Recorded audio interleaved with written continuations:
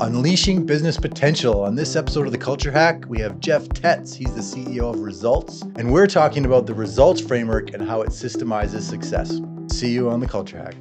Hey, it's Adam here, and you're watching The Culture Hack, where we're talking about how to create engaged workspaces that unlock the potential of your teams and drive your business forward in ways you've never seen. So stay tuned. Jeff Tetz, welcome to The Culture Hack. I'm so excited to have you here.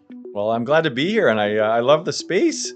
This is a great studio you've got here. We're pretty excited about the new mics and the headphones and all that great stuff. And you are, of course, the CEO of Results. And, you know, it doesn't get more of a potent introduction than that.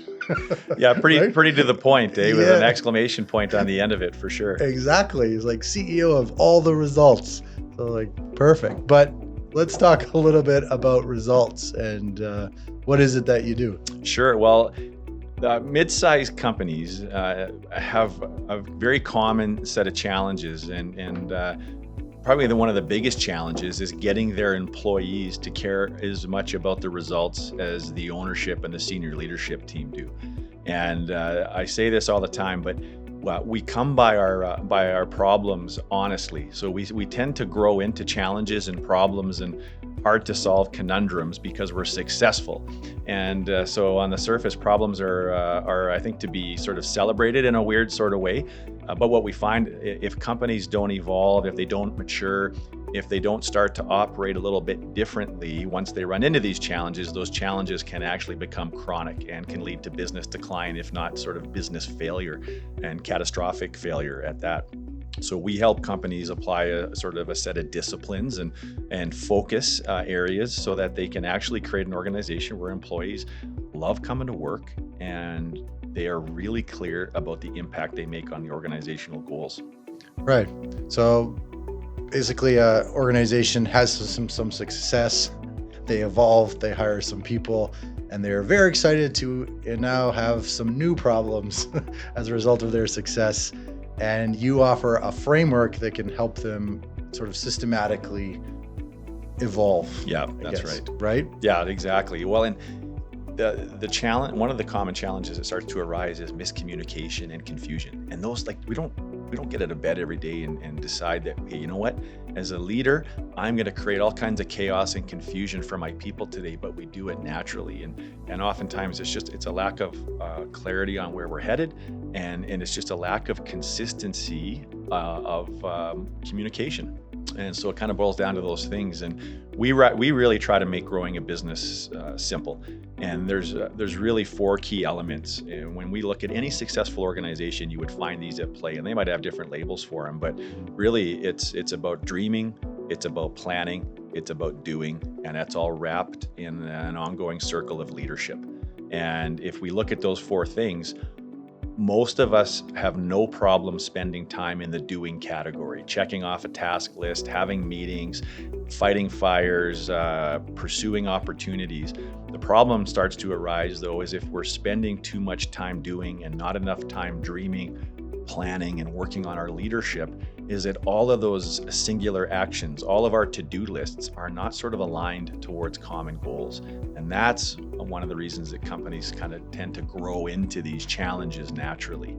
It's almost ironic, right? You have all these high-performing people, right? And sometimes high-performing people are like this black hole for task as information because they're so good at doing everything, right? But you're right. If you don't sort of connect them at the top and point the thoroughbreds in the right direction, then you're just gonna have everything's gonna be on fire. Well, I think that's an awesome point because when you talk about a thoroughbred, I like to think about those as A players or high impact players. And impact players, they want to do great work. They want to make a contribution. They want to know that they make a difference, a significant difference. And they're usually pretty good at just sort of figuring things out. And so they don't need as much direction as you sometimes might think.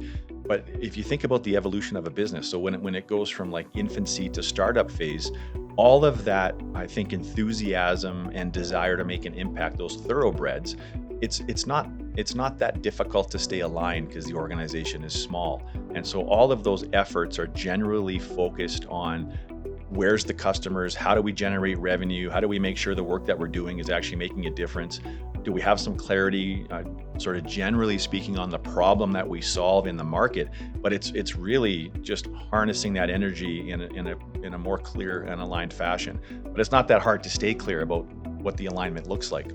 But as you start to add layers of customers, as you start to add more people, as you start to add locations, it's not as easy for people to self-determine whether that enthusiasm is pointed in the right direction. And so the risk is that those high achievers, those thoroughbreds, they start to become disenfranchised and disgruntled because they're not able to get the things done that they want to get done. They run into friction, they run into barriers because people have different opinions of what the priorities should be.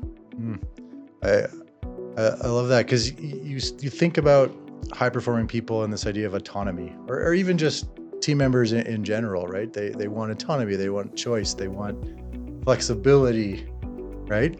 But too much of a good thing is not good either. So from what I'm understanding, you guys come in, you offer this framework, it kind of provides that clarity, like here's the guideposts, and like figure it out wherever you want in here, but at least we all know where we're going. Yeah, 100%. And so like early stages, when we start meeting with organizations, because they have grown into these problems and they are successful, it means they're doing way more well than they're doing poorly. And so that's always the first step, is trying to figure out, okay, tell us a little bit about what the current reality is. Tell us about how you got here. Tell us about your best customers. Tell us about your worst customers. Tell us about your highest performing employees and some of the employees that you're least sort of excited about their contributions. And let's try to find some common themes and patterns. But then we sort of generally start to go in a sequential fashion to figure out, I talked about dreaming, planning, and doing, and then sort of wrapped in leadership. Well, the dreaming piece is there's a point where it becomes important to really clarify what excites you about the future. What is the aspirational goal? What are the big problems that you're solving? Rather than keeping them sort of in where they usually reside, is in sort of the hearts and the minds of the business leaders. Get them on paper, get alignment. That way you can do a way better job at communicating with consistency and clarity about the big picture and the things that really compel us to overcome challenges, because we're trying to make a dent in the world.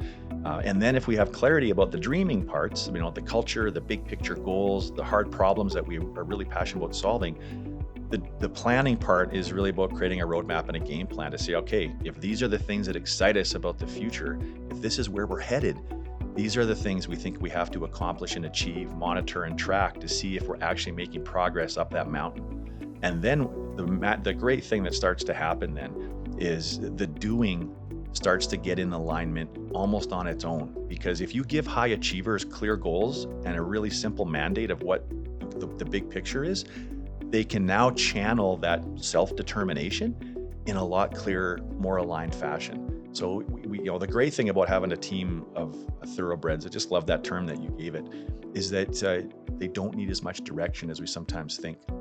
If we don't have a clear vision, if we don't have a clear plan, that's when we get ourselves in trouble with bureaucracies. We over-process things. We have the employee handbook where at every step along the way, someone's breaking a rule because there's simply just too many rules.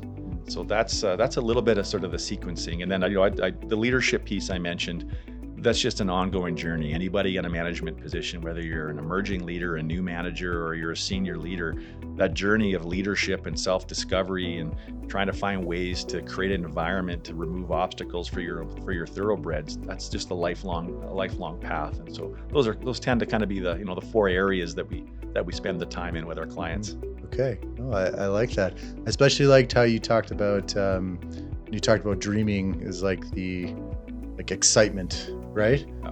Hard things, when you talk about culture and people's engagement and all this, hard problems don't seem as hard if you're excited about it. Yeah. If you're kind of meh about it or not really bought in or maybe don't understand, then it's gonna be suck energy or drain energy, and you're gonna see that drop in productivity and so on and so forth.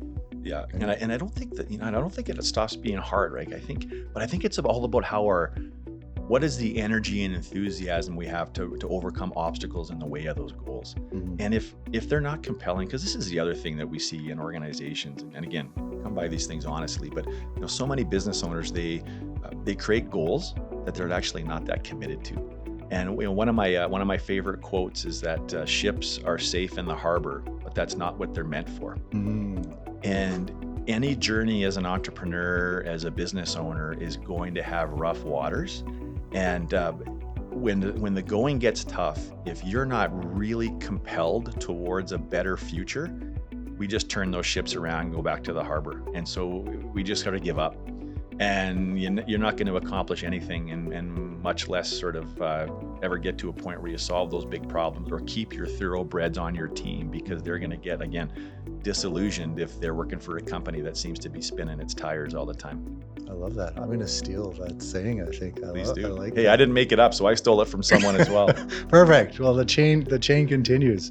Well, I'm pretty excited. I really want to maybe get into some stories or some case studies where we can kind of imagine how your results framework has really helped people. So stay tuned next episode for some real case studies that hopefully you can relate to. In the meantime, someone wants to learn more about results, where do they go? Well, first place is, track me down on my LinkedIn page. So you can find me at Jeff Tetz on LinkedIn. And if you want to check out our team and our website and some of the services that we offer, you can go to unleashresults.com. Nice. Fantastic. Thanks, Jeff. Hey, thanks for watching The Culture Hack. Do you want to chat culture and engagement? Give us a call and come on the show.